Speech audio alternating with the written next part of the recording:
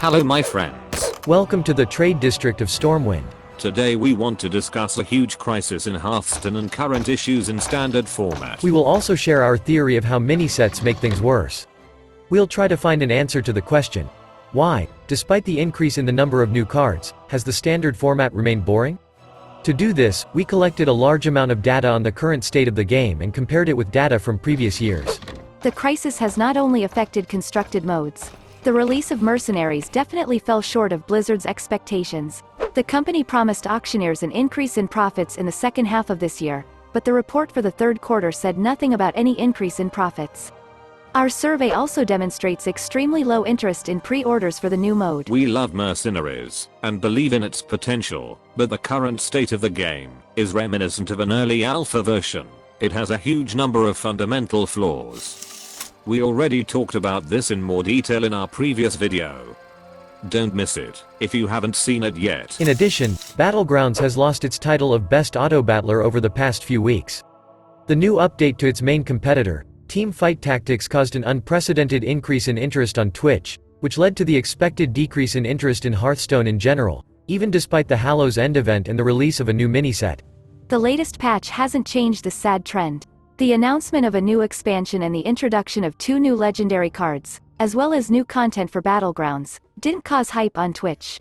The year of Griffin may prove to be the worst year for Hearthstone despite Team 5's titanic efforts and a ton of regular new content.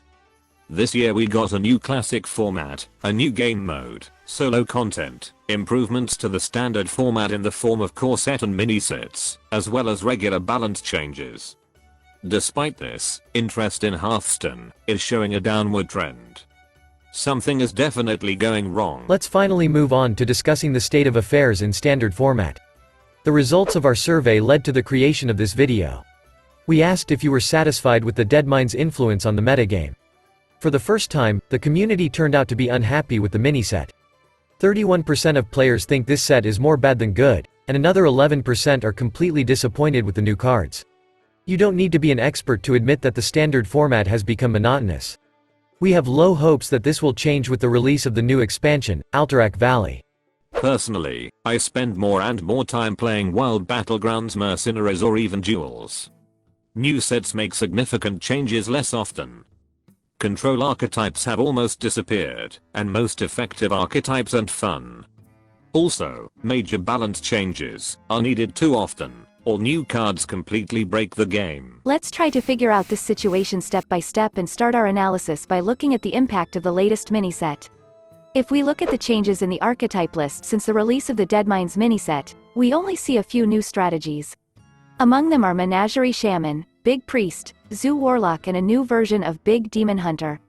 Deathrattle Hunter and Big Spell Mage also saw some play, but they left the meta too quickly due to their extremely low efficiency.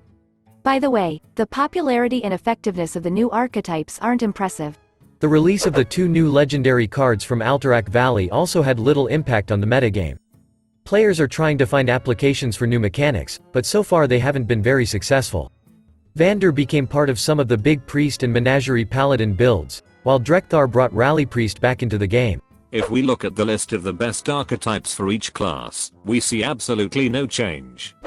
Quest Warrior, Libram Paladin, Aggro Druid, Elemental Shaman and Face Hunter are still the best decks in the game. Now let's try to determine the impact of the Deadmines set as a whole.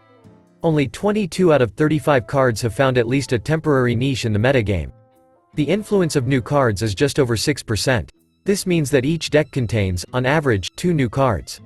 The overall usefulness of the Deadmines mini-set is higher than the usefulness of the previous mini-sets, but there is one very important nuance.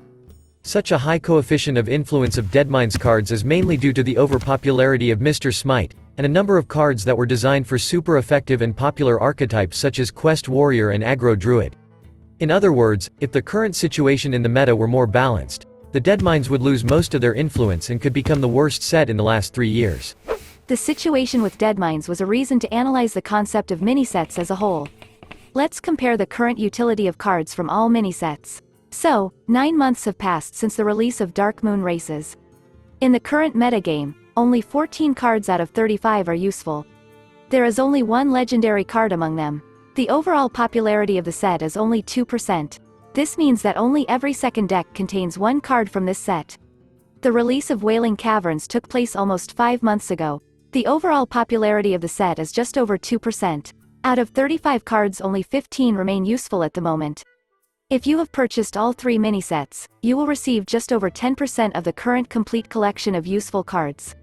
While the owners of the Scholomance Academy set have almost 17% of the useful collection, despite the fact that the expansion was released over a year ago. If you are our regular viewer, you probably know that our team has always been against the concept of paid mini-sets. Of course, the low cost makes mini-sets the most profitable purchase in the game, and the general increase in free resources makes them almost free to receive. But at the same time, mini-sets significantly increase the cost of the game for new players. A large number of cards are not able to make the game more interesting and varied if they are unbalanced. Moreover, the more cards we get, the harder it is to balance the game. Perhaps for this reason, now each expansion's new cards regularly break both standard and wild formats. Over the past year, standard mode has changed significantly. In addition to mini-sets, we got a core set with 235 cards. This free stuff has combined the classic and basic cards and united 55 cards from old expansions to support this year's archetypes, as well as brand new 31 cards. The main idea was to make the core set a more relevant basis for the standard format. Currently, only 67 cards from the core set are used in the metagame. In other words, over 70% of cards are completely useless even for archetypes with low efficiency. These data speak volumes. Let's try to determine how these important changes have impacted diversity. So, at the moment we have 42 archetypes with different popularity and efficiency, as well as 440 cards that are used in popular versions of these archetypes. A year ago, in the same period, we had 52 archetypes and 513 useful cards, despite the fact that we did not have mini-sets and a useful basis in the form of a core set. 2 years ago, during the Eldom period, we had 51 archetypes and 437 useful cards, but it is worth noting that we did not have the 10th Demon Hunter class. Based on these data, we can conclude that despite a significant increase in the number of new cards, variety has decreased. So what's the main problem with standard format? In our opinion, the current situation is a consequence of the problem with the expansion's planning and a lack of new ideas, which in turn led to poor game design, lack of balance, and monotony. Creating new content is challenging. As you know, all Hearthstone expansions are created at least a year before release. In these circumstances, it is extremely difficult to predict which strategies will be effective throughout the year, and which will require additional support in mini-sets or in subsequent expansions. Moreover, if the pre-created strategies turn out to be too boring or too weak, or completely unbalanced, then developers will be able to completely get rid of these archetypes only after the rotation at the end of the year. Of course, nerfs and buffs allow developers to immediately change the balance, but these tools are not enough to make gameplay significantly different. In our opinion, under the circumstances, mini-sets not only don't correct the situation, but even exacerbate the problem. How has Mr. Smythe improved gameplay? After the release of the mini-set, some effective archetypes got new things while non-effective strategies didn't get enough support to change the meta. Instead of mini-sets, which are created based on abstract ideas about future balance, we would prefer to get cards that are specially designed for the current situation in the metagame. We believe that the time-limited events that were practiced during the Year of the Dragon are much more suitable for diversifying gameplay. Events can be used to enter cards from the following unannounced expansions, or to insanely experiment with cards that will never permanently appear in the game, or for testing custom cards and strategies. Blizzard could even run special themed contests for fans to create custom cards.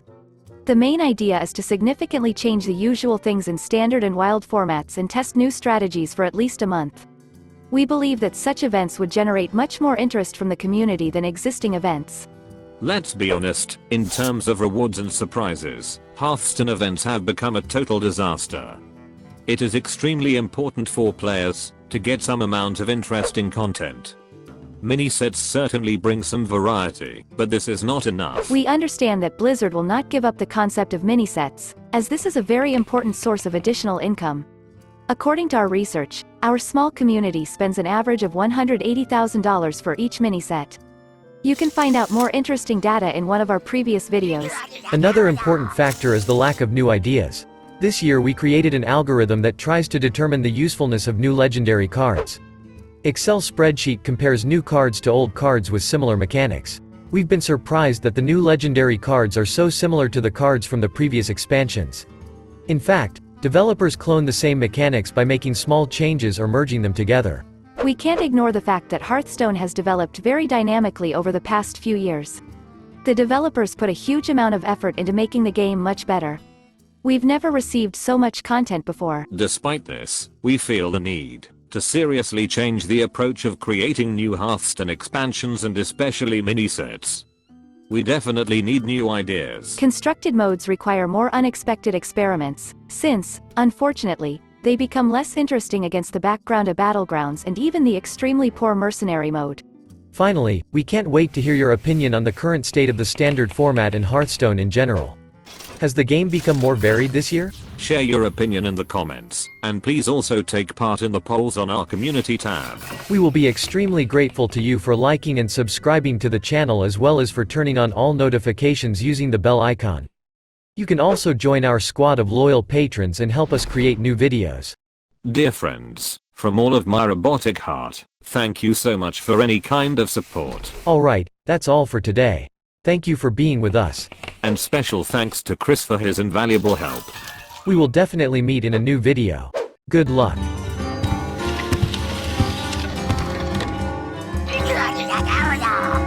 What? Who?